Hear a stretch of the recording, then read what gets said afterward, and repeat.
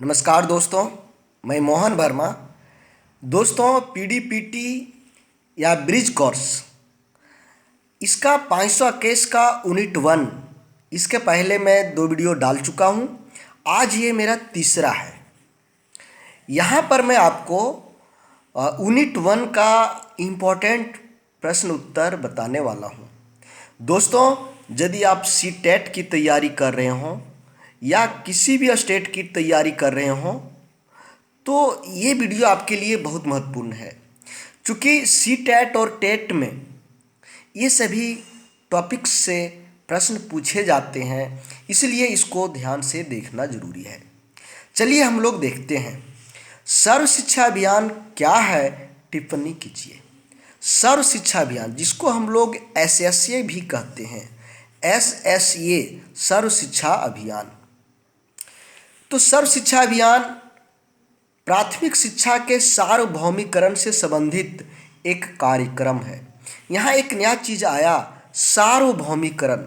सार्वभौमिकरण मतलब होता है सभी के घरों तक पहुँचाना। अर्थात किसको पहुँचाना? शिक्षा को।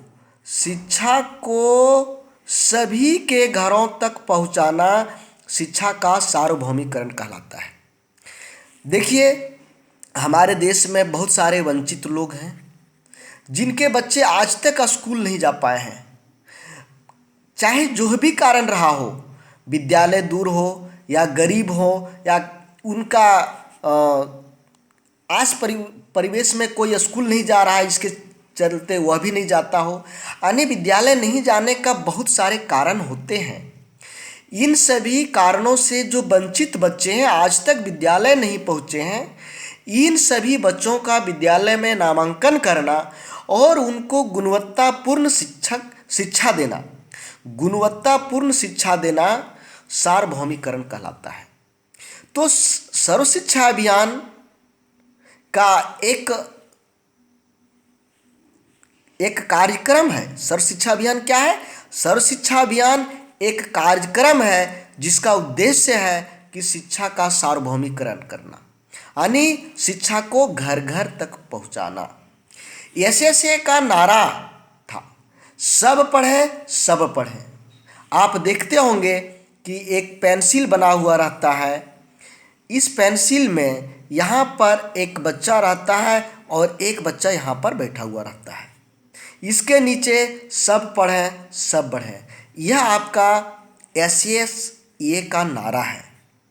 सर्व शिक्षा अभियान का नारा है, सब पढ़े सब बढ़े, यानी सबको ही पढ़िए और सबको ही विकास करिए, आगे बढ़िए। अब इसमें आता है कि सर्व शिक्षा अभियान कब प्रारंभ किया।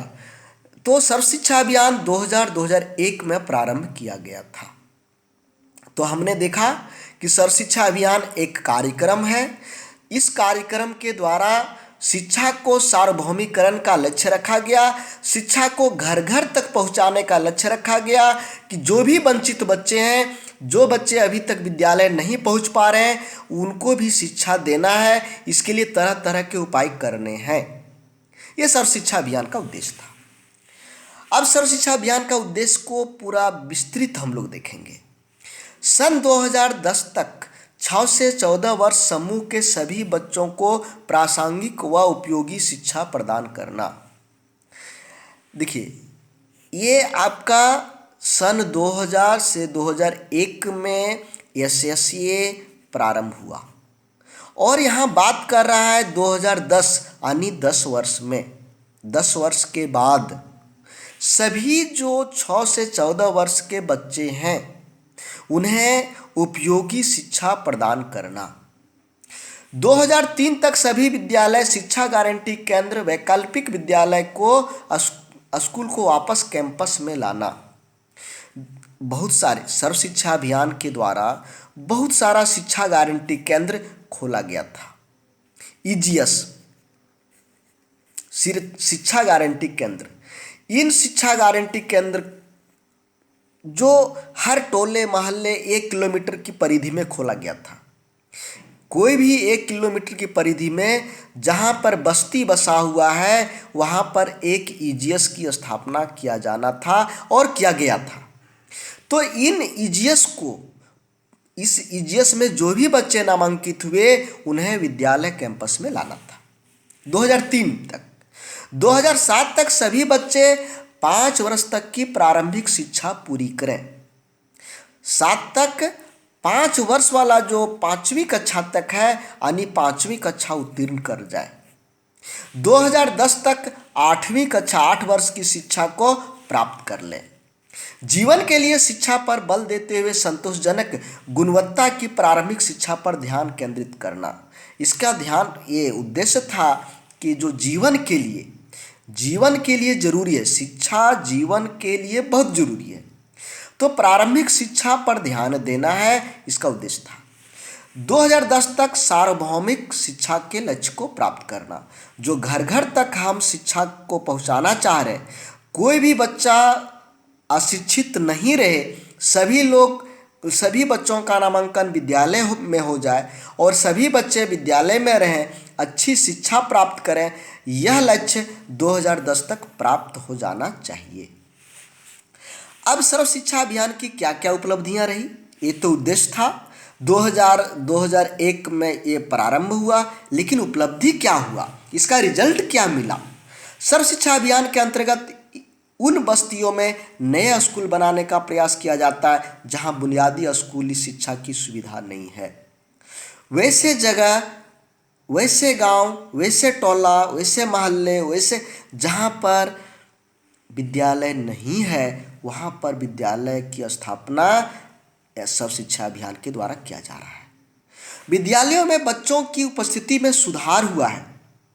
जो पहले विद्यालय में बच्चे नहीं आते थे या उनका नामांकन नहीं हो पाता था, ये उपस्थिति में सुधार हुआ, यानी नामांकन की प्रतिशत में बढ़ोतरी हुई और उपस्थिति में भी बढ़ोतरी हुई। बच्चों की उपस्थिति आशाजनक करने के लिए उद्देश्य से एमडीएम की शुरुआत की गई। जब देखा कि एसएसए पूर्ण रूप से सफलीभूत नहीं हो रहा है, तो एमडीएम की शुरुआत किया गया ताकि सभी बच्चे विद्यालय से जुड़ सके, विद्यालय में आए। इससे विद्यालय में संसाधनों की कमी दूर हुई। विद्यालय में पहले बहुत सारा कमी होता था। विद्यालय भवन यानी 2 कमरे हैं और 1 से 8वीं कक्षा तक विद्यालय यहाँ संचालित हो रहा है। 1 से 5वीं कक्षा तक की विद्यालय संचालित हो रहा है। अब यहाँ पर एसएसए ने वर्गवार यानी प्रत्येक अलग अलग कक्षा के लिए अलग अलग विद्यालय भवन यानी कक्षा का निर्माण किया। शौचालय का निर्माण किया, लड़कों के लिए अलग शौचालय, लड़कियों के लिए अलग शौचालय की व्यवस्था किया। स्वच्छ पेयजल, विद्यालय के अंदर पेयजल की परेशानी रहती थी, स्वच्छ पानी नहीं मिल पाता था बच्चों को पीने के लिए, इसकी व्यवस्था की गई। बैठने के लिए फर्नीचर वगैरह की व्यवस्था की गई। तो ये सभी संसाधनों की व्यवस्था किया गया। दोस्तों, यदि आपको ये जो मेरे द्वारा बनाए गए नोट्स की ज़रूरत हो पीडीएफ में, तो आप इस व्हाट्सएप नंबर पर पीडीएफ के लिए संपर्क कर सकते हैं। दोस्तों, ये दूसरा प्रश्न है। ये प्रश्न बहुत ही इम्पोर्टेंट है। सभी तरह के एग्ज़ाम्स, टीचर के जितने भी टीचर्स के एग्ज़ाम हैं, सभी टीचर्स के एग्ज़ाम के लिए, चाहे वह सीटेट हो, टेट हो, रीट हो, यूपी टेट हो, एमपी टेट हो, झारखंड का टेट हो, कोई भी टेट हो, सब चीज़ों के लिए बहुत ही इम्पोर्टेंट है, इसलिए इसको ज़रूर देखें। दोस्तों, मैं 521 से लेकर 524 तक का एग्ज़ाम नोट्स बनाया हूँ। जो ये आप नोट्स देख रहे हैं ना, यही नोट्स आपको मिलेंगे और यह पूर्ण रूपेण एनआईएस, पीडीपीटी या ब्रिज कोर्स का जो सिलेबस है, सिलेबस के अनुसार है। आप यदि 525, 527, 525 से लेकर 527 तक का जो सॉल्व पीडीएफ आपको चाहिए तो ये मिलेगा। यदि आपने अभी तक 525 school based activities, 526 workshop based activities, 527 शिक्षण अभ्यास यदि नहीं बना पाए हैं, तो आपको ये सॉल्व पीडीएफ मिलेगा। इसके लिए आपको इस व्हाट्सएप नंबर पर मैसेज करना है और वह भी बहुत सस्ता में, मात्र 25 रुपये प्रति कोर्स। जिसका भी आपको लेना है, जिसमें आपको प्रॉब्लम हो रहा है, आप व्हाट्सएप पर लिखें, 25 रुपया पेमेंट वहाँ पर करने का ऑप्शन मिलेगा, वहाँ पर करेंगे और आपको ये नोट्स मिल जाएगा। ये नोट्स अभी बन रहा है, पूरी तरह से बन नहीं पाया है, लेकिन ये सभी 525, 526, 527 पूरी तरह से बना हुआ है। अभी पैसे भुगतान करेंगे तुरंत आपको PDF मिल जाएगा। तो हम लोग इसको देखते हैं। दोस्तों, यदि वीडियो आपको अच्छा लग रहा हो तो सबसे पहले लाइक करें, क्योंकि बाद में आप लोग भूल जाते हैं लाइक करने के लिए। इसलिए यदि आपको अच्छा लग रहा हो तो लाइक कर लें। तो मिड डे मील के बारे में हम लोगों को बात करना है। सर्व शिक्षा अभियान SSA के सफलता सुनिश्चित करने के लिए MDM की शुरुआत किया गया। MDM शुरुआत करने का कारण था कि सर्व शिक्षा अभियान को सफल करना है। जो SSA का लक्ष्य था उस लक्ष्य को पूरा करना है। MDM की सर्वप्रथम शुरुआत तमिलनाडु से किया गया था। MDM की शुरुआत कहाँ से हुई थी? तमिलनाडु से। इस कार्यक्रम के लिए अनाज की व्यवस्था भारतीय खाद्य निगम के द्वारा की जाती है। MDM का जो अनाज आता है, यह अनाज भारतीय खाद्य निगम के द्वारा आता है और भोजन पकाने एवं गुणवत्ता निर्धारण के लिए अलग से राशि की व्यवस्था किया जाता है। चावल आपको भारतीय खाद्य निगम से मिल गया, पैसे आपको शिक्षा विभाग से मिल जाएंगे, यहाँ से मिलते हैं स्कूलों में।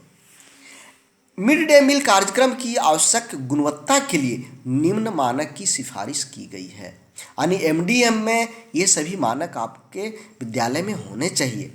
समय से अनाज एवं अन्य सामग्री की उपलब्धता सुनिश्चित करना, यानी ऐसा नहीं कि एक दिन के लिए अनाज मिला और 1 माह तक बंद है, ऐसा नहीं। समय समय पर जैसे ही आपकी अनाज खत्म हो गया वो अनाज फिर से मिल जाए, सामग्री मिल जाए, ऐसी सुनिश्चितता की गई है।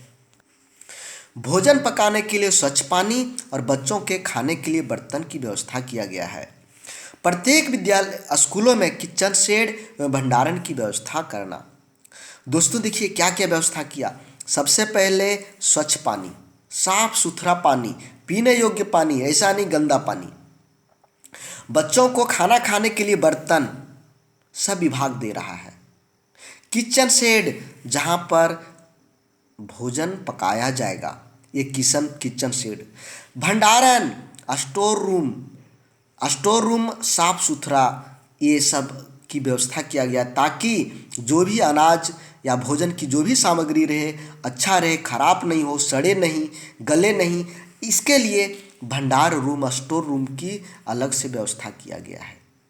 भोजन में माइक्रोन्यूट्रिएंट सप्लीमेंट का होना जरूरी है। मिड डे मील योजना के उद्देश्य क्या है, इस संक्षेप में हम इसकी उद्देश्य के बारे में बात करने वाले हैं। सुविधाहीन वर्गों से संबंधित बच्चों के नामांकन में वृद्धि। जो बच्चे आज तक विद्यालय नहीं आ पा रहे थे, जो बच्चे गरीब थे, जिनके माता पिता गरीबी हैं, जिनके यहाँ भोजन तक नहीं मिल पाता है, उन सभी बच्चों के लिए ये बहुत लाभदायक हुआ। जब उन्हें खाना दिन भर के लिए मिल जाता है तो बच्चे खेलने छोड़कर विद्यालय चले आते हैं।